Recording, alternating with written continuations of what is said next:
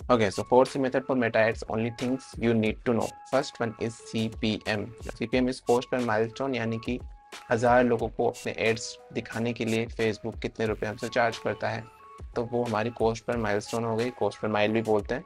तो what affect CPM? तो तीन चीज़ें हैं जो सीपीएम को अफेक्ट करती हैं। अनमेजरेबली लोगों को नहीं पता कि सीपीएम भी एक कोर मैट्रिक्स है जो हमें ट्रैक करना होता है, और वो क्यों इम्पोर्टेंस रखता है मेटा एड्स में and as well as Google ads में भी, क्योंकि सीपीएम वहाँ पे भी होती है। But for now we are talking about Meta ads. So CPM किन फैक्टर्स पर डिपेंड करता है? ऑडियंस साइज पे डिपेंड करता है एंड कॉम्पिटिटिवनेस पे डिपेंड करता है। आपका जो नीश है, जो ऑडियंस आप टारगेट कर रहे हो उस ऑडियंस पे कॉम्पिटिशन कितना है, यानी कि और एडवर्टाइजर्स भी क्या उस सेम ऑडियंस को टारगेट कर रहे हैं? क्या वो ऑडियंस जो है वो हाई क्वालिटी ऑडियंस है, यानी कि जिनकी पेइंग कैपेसिटी ज़्यादा है? फॉर एग्जांपल बिजनेस ओनर्स हो गए एंड सीईओज हो गए, so these people are like top of the best audience, right? So इनकी सीपीएम ऑलवेज हाई रहती है। तो डिपेंड करता है आपकी नीश क्या है और ऑडियंस साइज कितनी है। बिडिंग स्ट्रेटेजी आपने क्या यूज़ की? अगर आप ऑटोमेटिक यूज़ कर रहे हो तो आपकी सीपीएम्स जो है वो लोअर रहती है। मैनुअल बिडिंग पे जाते हो तो वहाँ पे आपकी सीपीएम्स जो है वो हाई हो जाती है। प्लेसमेंट आप क्या कर रहे हो? प्लेसमेंट मिक्स, यानी कि फीड पे दिखा रहे हो या फिर ऑटोमेटेड प्लेसमेंट्स पे आप रन कर रहे हो। ऑटोमेटेड जितना रखोगे उतना कम आपकी सीपीएम रहेगी, एंड जितना आप नैरो डाउन करोगे, यानी कि फीड आपने एक पर्टिकुलर सिलेक्ट की है, आप पर्टिकुलर प्लेसमेंट को एक्सक्लूड कर रहे हो, आप किसी प्लेसमेंट पे ही दिखाना चाह रहे हो, तो वहाँ पे क्या होता है कि आपकी सीपीएम्स जो है वो इंक्रीज़ हो जाती है। तो आई थिंक आपको पता चल गया होगा कि सीपीएम किस पे डिपेंड करती है और इसको कैसे ऑप्टिमाइज़ करें। इन सारे मैट्रिसेस को आप ऑप्टिमाइज़ करो, और जिससे आपकी इन सारे फैक्टर्स को आप ऑप्टिमाइज़ करो, जिससे आपकी सीपीएम खुद ब खुद डाउन आ जाएगी। नेक्स्ट जो सी है वो है CTR। सो ये मोस्ट कॉमनली यूज मैट्रिक्स है, और किसी भी मीडिया वायर से हम पूछते हैं तो बोलता है कि भाई CTR अच्छा होना चाहिए, CTR अच्छा होना चाहिए। डेफिनेटली CTR अच्छा होना चाहिए, बट CTR को अफेक्ट क्या क्या चीज़ें करती हैं हम वो देखते हैं। तो आओ मैं बताता हूँ what affect CTR is these 5 points. तो फर्स्ट, क्रिएटिव का हुक जो है, यानी कि फर्स्ट 1 to 2 सेकेंड्स हमारे क्रिएटिव में जो है वो थंब स्टॉपर है या नहीं, यानी यूज़र उनको देख के रुक रहा है या नहीं रुक रहा, यूज़र आगे देखना चाह रहा है या नहीं देखना चाह रहा हमारे एड को। तो क्रिएटिव हुक बहुत इंपॉर्टेंट है। जितना अच्छा क्रिएटिव हुक होगा उतना अच्छा CTR हमें मिलेगा।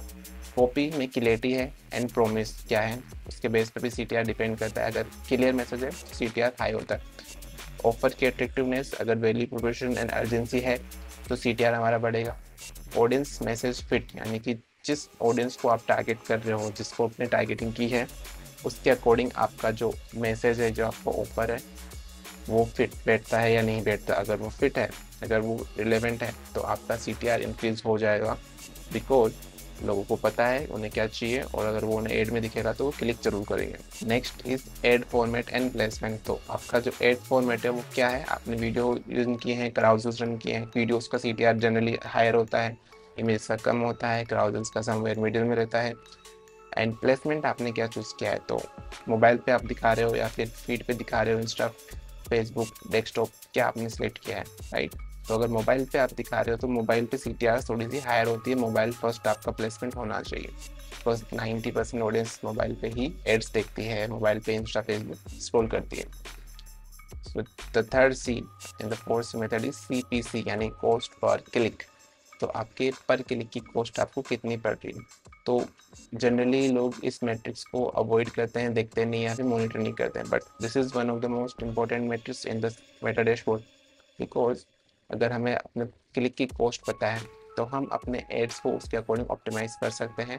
फॉर एग्जांपल, अगर आपकी क्लिक की कॉस्ट कम आ रही है, इट मीन्स कि आप सही ऑडियंस को टारगेट कर रहे हैं, सही ऑफर सही ऑडियंस तक पहुंच रहा है। अगर क्लिक की कॉस्ट बहुत ज़्यादा है कि इंडस्ट्री एवरेज से बहुत ज़्यादा है, means there is something bad in creatives और इन ऑडियंस। तो हम देखते हैं कि CPC को क्या चीज़ें अफेक्ट करती हैं। CTR, यानी कि अगर CTR हमारा हायर रहेगा तो CPC हमारी कम हो जाएगी, क्योंकि सेम बजट में अगर ज़्यादा लोग क्लिक कर रहे हैं तो डेफिनेटली जो कॉस्ट पर क्लिक है वो हमारी डाउन हो जाएगी।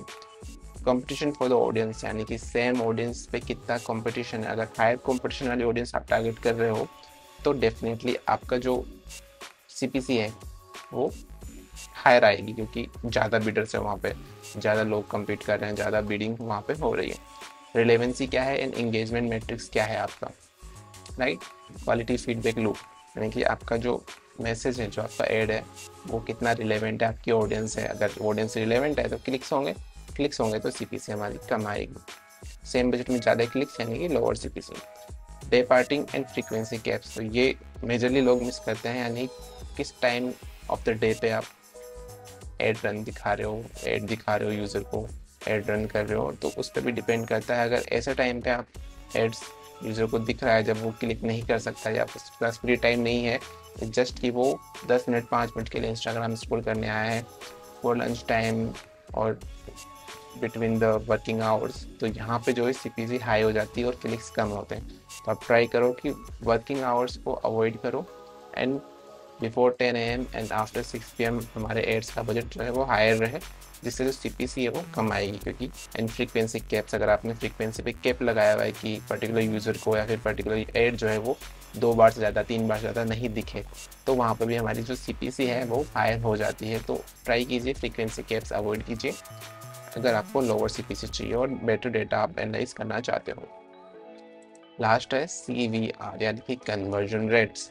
तो conversion rate is also one of the most important metrics that we need to track, यानी कि हमारी लैंडिंग पेज का कन्वर्जन क्या है, हमारी ऑडियंस जो है वो कितना % कन्वर्ट कर रही है।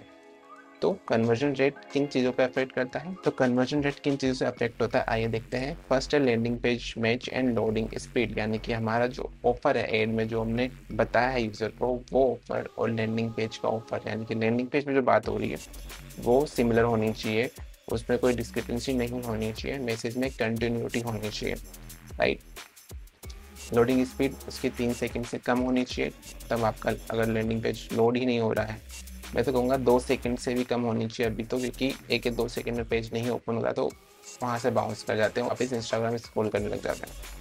ऑफर की क्लियरिटी होनी चाहिए एंड फ्रिक्शन कम से कम होना चाहिए। ऑफर क्लियरिटी इस मीन्स कि जो हम सेल कर रहे हैं, राइट, वो ऑफ़र एकदम क्लियर होना चाहिए, लोगों को कन्फ्यूजन नहीं होना चाहिए कि भाई एक्चुअली में प्रोडक्ट है क्या है, नहीं मुझे कैसे एनरोल करना है, कैसे परचेज करना है, वो एकदम क्लियर होना चाहिए मैसेज। फ्रिक्शन इट मीन्स कि अगर ऑफ़र क्लियर है बट यूज़र को पेमेंट करने में 10 पॉपअप से फेस होकर जाना पड़ रहा है, उसको प्रॉब्लम आ रही है, उसको नहीं समझ आ रहा है कि कहाँ से पेमेंट करूँ मैं, पेमेंट करने के बाद 3 अलग पेजेस पे हो जा रहा है, रिडायरेक्ट हो रहा है, तो वो फ्रिक्शन बहुत ज़्यादा है। वो फ्रिक्शन हमें कम से कम रखना होता है, तो हमारे कन्वर्जन्स जो है वो बेटर आता है। थर्ड है ट्रस्ट सिग्नल्स, यानी कि सोशल प्रूफ्स अगर नहीं है लैंडिंग पेज पे तो आपके कन्वर्जन ड्रॉप हो जाएंगे।